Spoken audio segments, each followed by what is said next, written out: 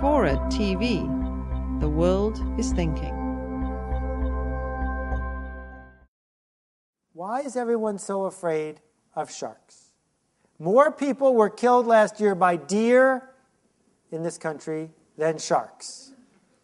And yet, you go to see a Steven Spielberg movie, and you don't go, or George Lucas, whoever it was, you don't go, wait, that's not a deer. What's everyone afraid of? And yet we're afraid of sharks.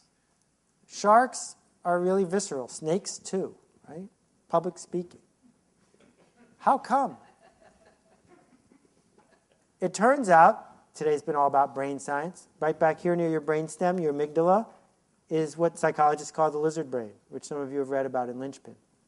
The lizard brain, which my friend Steve Pressfield gave a name to, a voice to, the resistance, is in charge of reproduction and anger and survival and fear.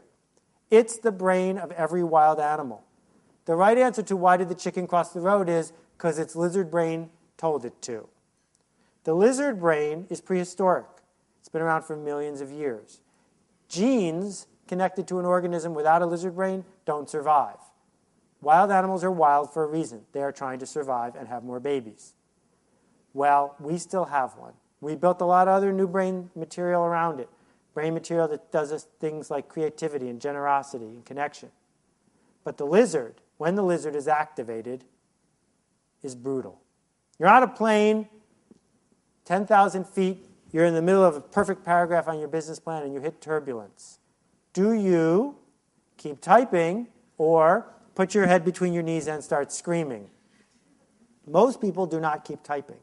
If we were rational about it, we would realize that willing and yelling and arguing for the plane to remain aloft has no effect on what the pilot is doing, right? A small aside. You know that whole thing about no cell phones in flight? If they're so dangerous, how come bad guys don't get up and go, I got a cell phone, go to Cuba, I'm going to hit the dial button? That's always bothered me.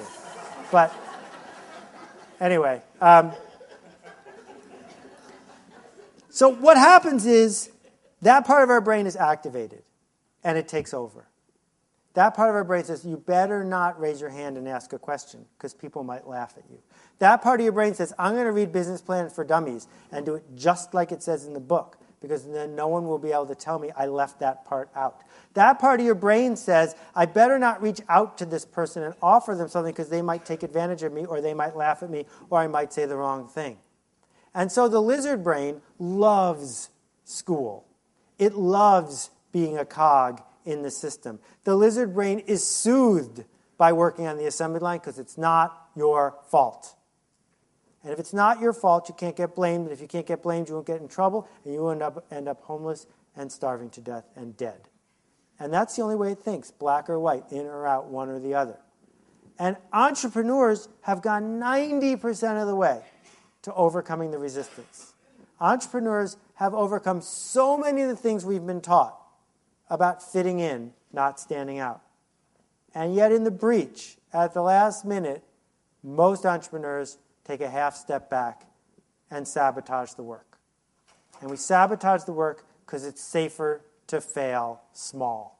It's safer to say, if I could just get funded, then I'd succeed, than it is to say, wow, I got funded, I better think big or I'm going to fail big. It's easier to fail small.